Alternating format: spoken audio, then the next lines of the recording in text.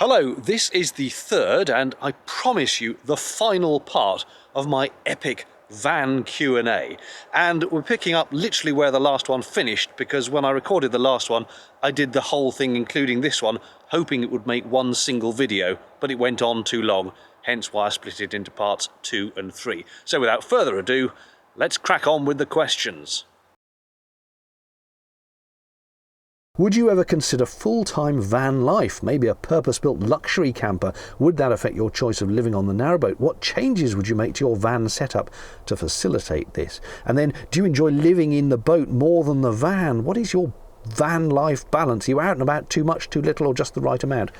I don't think, consider going van life full-time, just because, as I mentioned in the previous video, it's quite difficult to do stealth camping in a van in England because vans are not approved of by dignified folk who live in their houses and work for the local council. And I wouldn't really want to go around living on formal campsites every night. There's nothing wrong with formal campsites, but you know, if you're going to do the van life thing, you want to be parked up on a hillside overlooking the sunset and all that classic Instagram stuff, which, as I say, is not terribly easy necessarily in England. So no, if I'm going to do the nomad thing, it's on the boat. Do I enjoy living in the boat more than the van? I don't live in the van, so I can't really answer that. I do enjoy living on the boat, and I do enjoy my trips out in the van. I like to think I could live in the van, you know. I mean, it hasn't got a shower, so I'd need to always be near enough to washing facilities to keep myself decent. But I think I could live in this space. I don't need more space than this. I've got my cooking facilities, I've got my fridge, I've got storage for food, I've got a place to sleep, it's got a heater. I really don't think I'd need more than this. It is a dark and stormy night, says our next question. The rain lashes the landscape with the ferocity of an angry kitten. That is angry. You're inside with a mug of tea and some biscuits. Where are you coziest, van or boat? You know, the van is very cosy. I have been very cosy here, wrapped up with a duvet on cold nights, the heater running and a cup of tea. And I quite like I like confined spaces. Is that some weird kink thing going on? I don't know. But I like being in tiny spaces and confined. Probably a psychologist would say that's something to do with the womb, or I don't know. But the boat equally has a stove, you know, with the logs on it or the coal, and that's roaring away on a windy night. Oh, it's lovely, apart from all the coal dust and stuff. But having the stove itself is nice and cosy. So I don't know. I think they each have their attractions. Would you consider making van life more a part of your life, leaving the boat for long periods, or do you feel boat life will always have the highest percentage? Probably will, because I live on the boat and the van is something I just go out in. Are you relaxed about being marina-based and doing journeys by van rather than boat, or do you envisage moving to a house and resuming full or part-time cruising? No plans to go back to a house, as already mentioned, and I'm quite happy being. I'm quite happy living on the boat. I don't mind it being static. I lost the love of cruising for some reason about a year ago, and little trips I've done out since then have not reassured me exactly, reinforced that I really have lost that joy of cruising the boat. But I like living on the boat. I like the water, I like the ducks and the wildlife, I like the isolation. And where I'm moored is quite isolated, even within the marina. Is there a difference between van people and boat people? Not really. They each have their communities, and you find that with them, that if you've got a boat, there is a boat community. And yes, you do find little different cliques within them, but if that clique doesn't appeal to you, it doesn't matter. There's another clique coming along that will be of your type of people. So no. What are the pros and cons of campervan life versus narrowboat life? Wow, that's a wide question, isn't it? I suppose campervan life, the big pro people always cite, is you can go anywhere. On the boat, you are limited to wherever the canal network takes you, and it's very slow to get anywhere. Whereas in the van, just drive to anywhere, pretty much. So you have a much greater choice of locations, and you can get there quicker in the van. But then the boat life, you've got the ducks and the swans and the water, and okay, you could drive in a van to somewhere that had water, but roads. Roads are horrid, aren't they? I mean, just traffic and people people bipping their horns and up your backside all the time, and they're angry all the time. Urgh! And you get very occasional canal rage, but by and large that's a rare thing. So the canals are more tranquil. When you're in a van, what do you miss most about being in your boat and vice versa?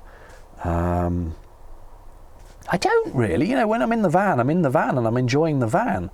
And when I'm in the boat, I'm on the boat and enjoying the boat. I don't really miss the one or the other.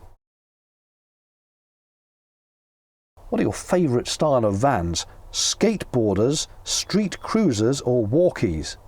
I have no idea what any of that means, so I couldn't tell you. What's the difference between a sharp cheddar and a mature cheddar? Is cheddar melty enough that it won't turn into an oily mess if one grills the sandwich? I believe that sharp cheddar is what Americans call what we call mature cheddar. I think they're one and the same thing, as far as I can tell from the comments I've received on the videos. And yes, cheddar is melty. It doesn't turn into an oily mess, but I don't tend to grill my sandwiches. Have you considered producing a Cruising the Cut brand of extra mature cheese? I'd certainly buy it. Do you know, I did briefly look into whether it might be worth teaming up with a cheese producer and a gin producer to do some white labelling of a Cruising the Cut cheese and gin.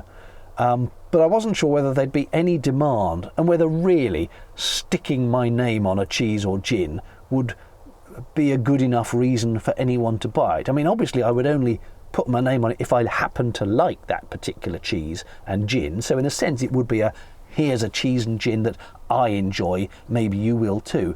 But I'd probably have to put some kind of minimum order in, and then I'd have to store all these bottles of gin and not drink them and not eat the cheese. And I don't know how feasible it would be, but let me know in the comments, would anyone be interested in a Cruising the Cut or Vandemonium cheese and a gin? What Scooby Doo character do you feel best represents you? That's a very hard one, isn't it? I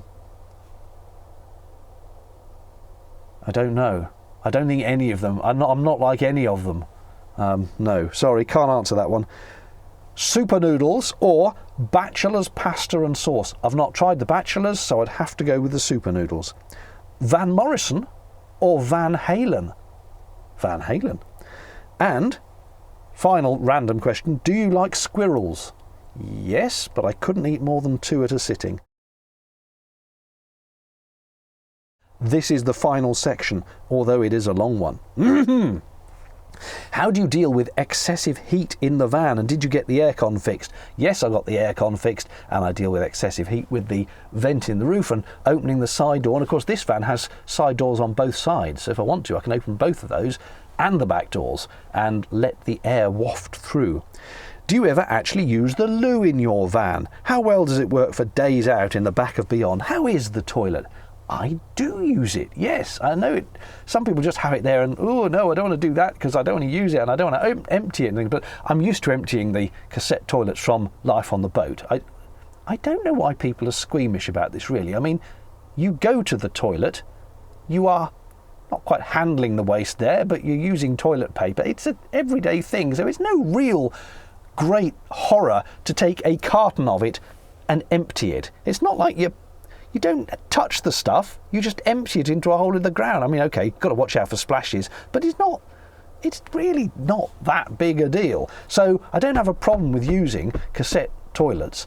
And yeah, you're a little bit squished for space in the van, but I shut the curtains, I put the blinds up at the window, I lift this thing up and I use the loo. And I'd rather use my own loo, frankly, than some public toilet, even at a nice campsite.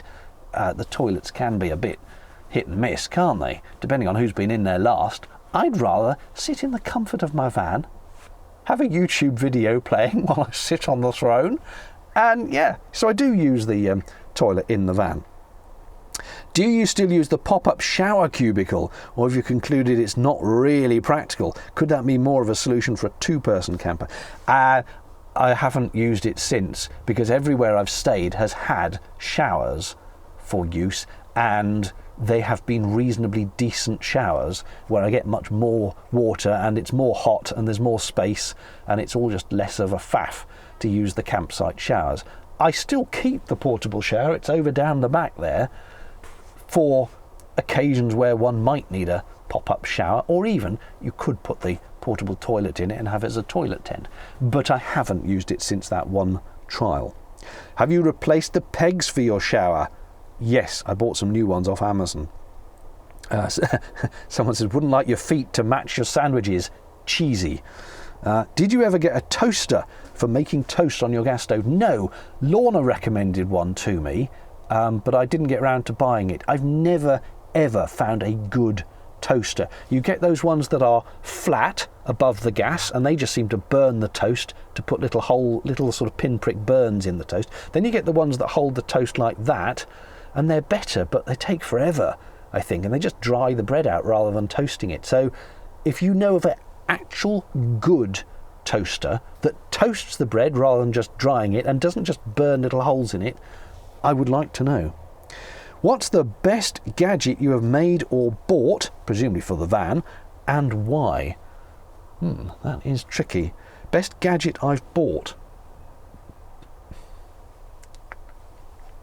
I recently bought second-hand from John and Mandy a little projector.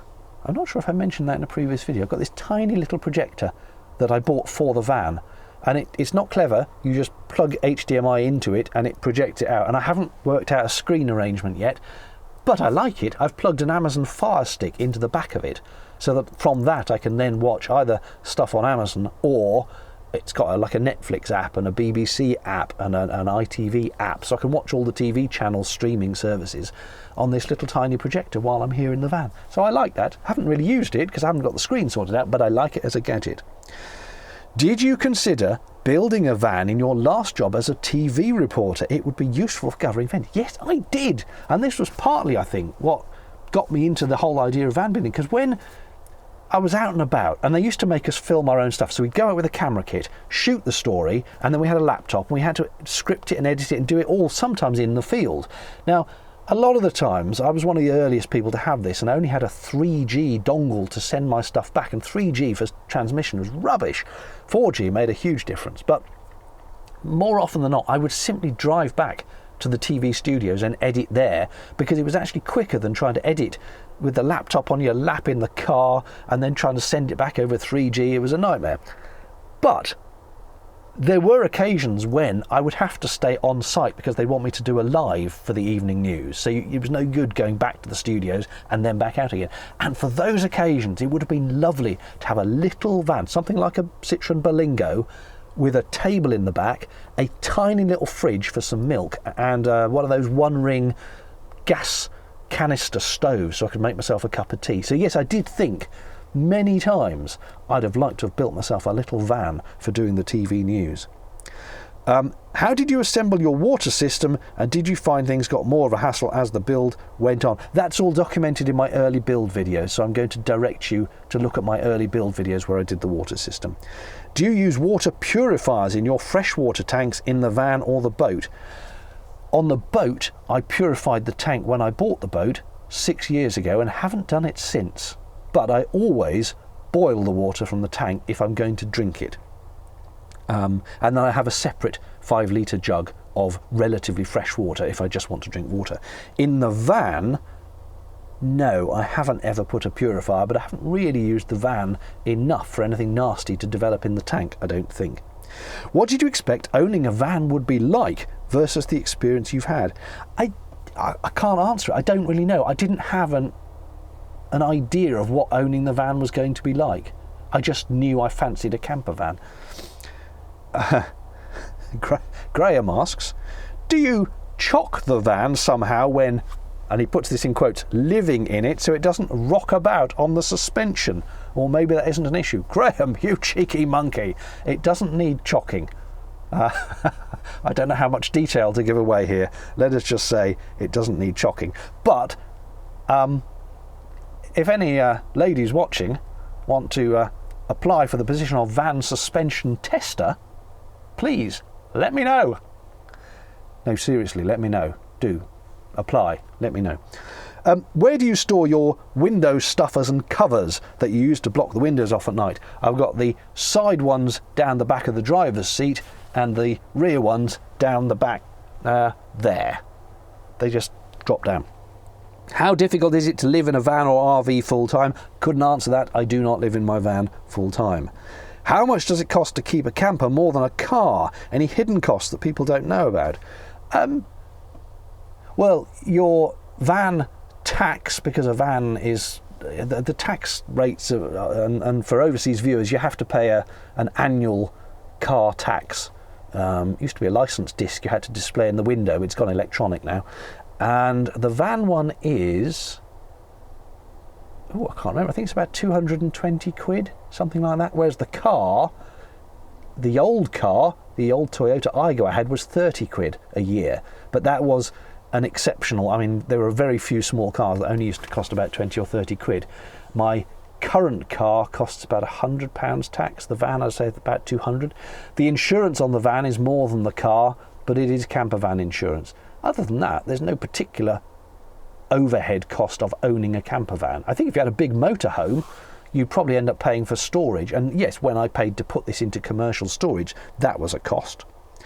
Do you find your life quality has improved having left the working rat race to pursue a life on the road and the river? Have you gained more in terms of freedom and well-being versus the reassurance of the 9 to 5 and guaranteed paycheck? Yes, oh yes, I really have. I grant you, it's not for everyone. For some people, that guaranteed paycheck and even the sort of cosy familiarity of a regular job, even though you might grumble about it, for some people that is actually, it gives them a stability to their life. But I feel so much happier. Not that I hated my job. I loved the people I work with. I had a great team of friends, some of whom I still see. And I miss that camaraderie of coming back to the office, having a cup of tea and a little chat with you. But it was mostly the non-work related stuff I enjoyed about going to work. Work itself was all right, you know. I have definitely felt that my well-being is improved through not going out and doing stuff that other people told me to, but doing my own thing. What is your favourite hidden and or secret thing in the van? I don't really have one, sorry. What do you most commonly forget to bring to the van from the narrowboat? I haven't really. I bring a bag of clothes and a towel, and usually, if it's going to be anything, it's probably the towel, but I now keep a towel in the van, specifically to stop myself forgetting to bring the towel. Have you travelled over wet ground in your van? I bought mine to go to festivals and found I was a bit nervous of boggy ground and wondered if I should have some gadget to avoid getting stuck. Yeah, this is a front-wheel drive van and it has ordinary road tyres on it, not those big chunky BF Goodrich, I think is the make, that do the really chunky tyres. So I have gone over fields and thought, am I going to be stuck? In fact, that weekend in Doncaster, the field was soaking. There'd been torrential rain, but in fact the van handled it fine. I would say, generally speaking, the van community is such that if you were stuck in a field, the other van people would come and help push you, or they'd find someone with a tractor. That spirit of community would come and help you get out, especially if you're at a festival. People are helpful and nice at festivals, aren't they? Do you have a job you're able to do from the boat or van? Or if so, what is that job? And are your employers aware you're a YouTuber? No, the YouTube is what I do now. I left my paid job when I bought the boat, and initially, obviously, when you start a YouTube channel, you get naff all money from it. I mean, frankly, even when you've got a channel as big as the van channel, the money I get from YouTube, I'm not going to give you the figures, but it's beer money. You have to get... People think, oh, you're a YouTuber, you're one of those rich YouTuber people with a Ferrari. You have to have millions of subscribers and millions of views, and probably aren't earning the money really from YouTube, but from all the brand sponsorship and product placement deals. That's where the real money is, and I don't do any of that. So YouTube is now my income, and I get enough from Cruising the Cut with a bit of extra money from Vandemonium that I can support myself. But I don't have a job, so I don't have to answer to an employer, thankfully. If you have or were to have a partner, would you share that with your viewers, or do you prefer to keep such things private? I keep such things private. I mean, I do not understand this notion that because you put videos on YouTube that are about your life, therefore everyone should know everything about your life. No, it doesn't make any logical sense to me. If I choose to put a video up about a thing, I have chosen to put a video up about a thing. It doesn't mean, even though invested though the viewer may be in what I'm up to, I really don't buy into that whole therefore they should or have a right to know everything. So I would keep, and indeed I do keep, my private life private.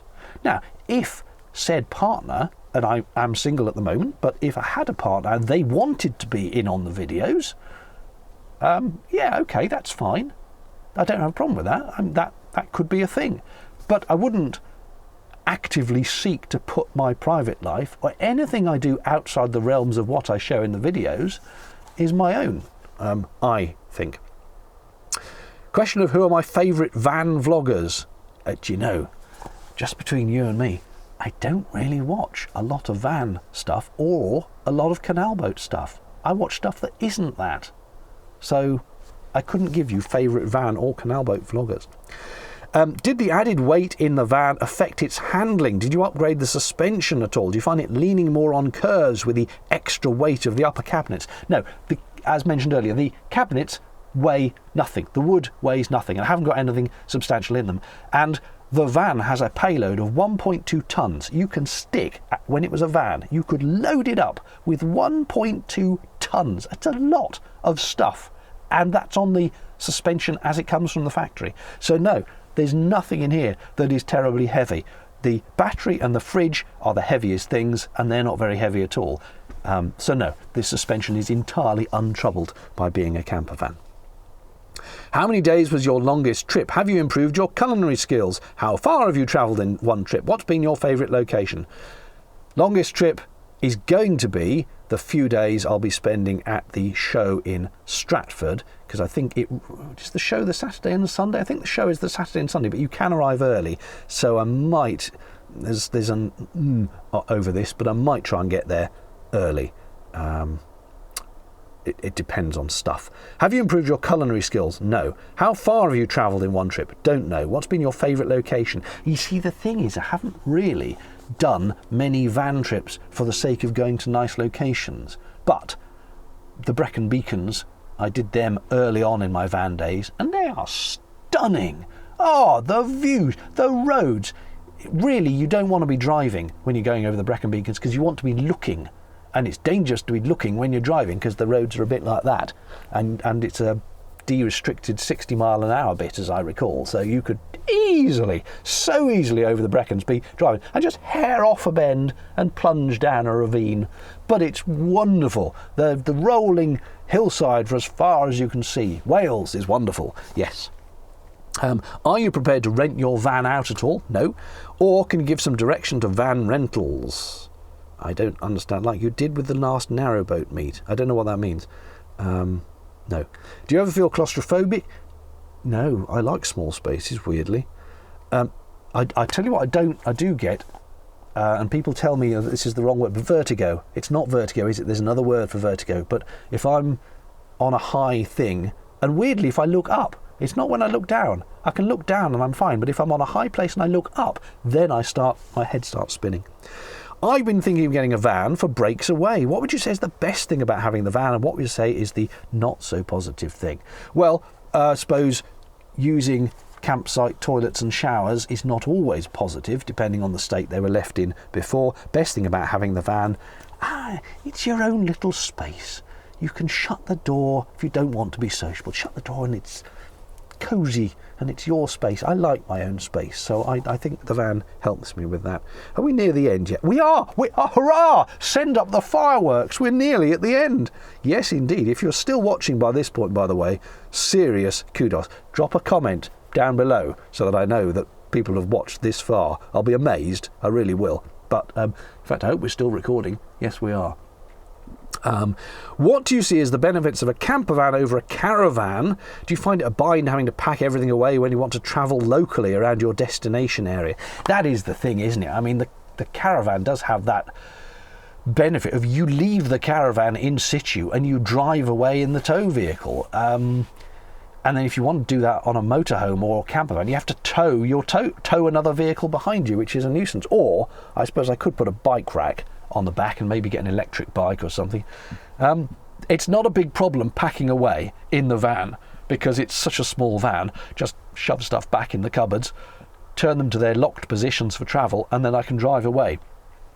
That's not an issue. The only silly little issue is if you've got a particularly nice spot on the campsite and then you drive away, by the time you come back later, someone else may have nabbed it. So you may have to leave a marker that says, this is mine. It's like putting a towel out over a deck chair or something. But I don't like doing that, so I just drive off and find whatever space is available when I come back.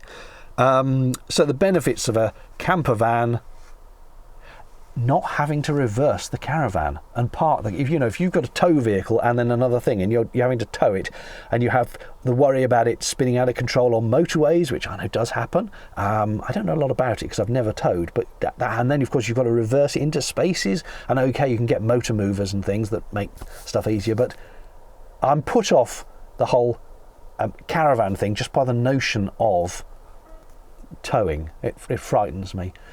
That said, I have considered getting a tow bar on the back so I could carry a small trailer behind, and then that could always be one of those teardrop campers or a trailer tent for more space, or a guest or something. I don't know. Have you ever found any questionable critters loitering in or around the van, and how do you dispatch or deal with them? Luckily, no signs of mice or rats, and the only questionable critters I have had are spiders on both the boat and the van, and I'm kindly, and if I can, I will catch them in a glass and throw them out.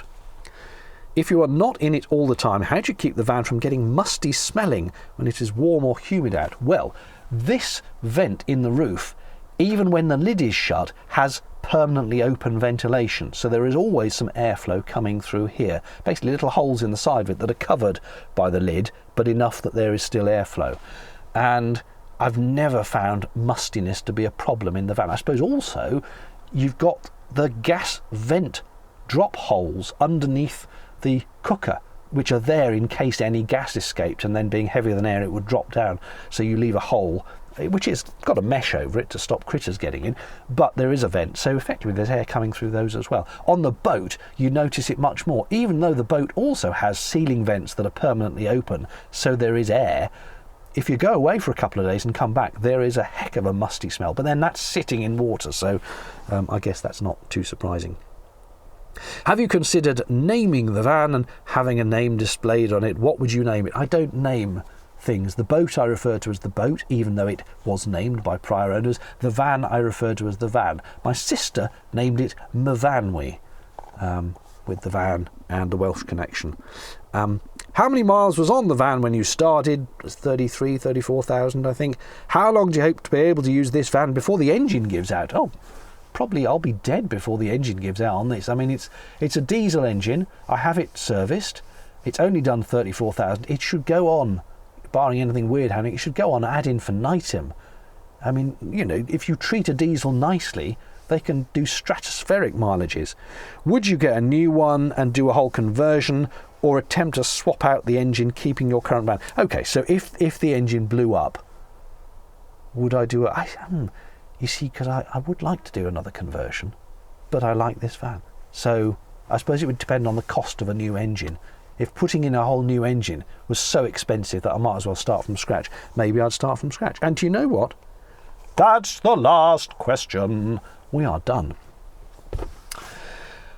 I can't imagine that was in the slightest bit interesting or entertaining. It may well help with your insomnia, as many people tell me my videos do. And if that is the case, do you know, I'm entirely happy with that. If I can put videos up that send people gently to sleep, as someone who suffers sometimes from not being able to get to sleep of a night, I'm quite happy with that. So, thank you for watching, and cheerio.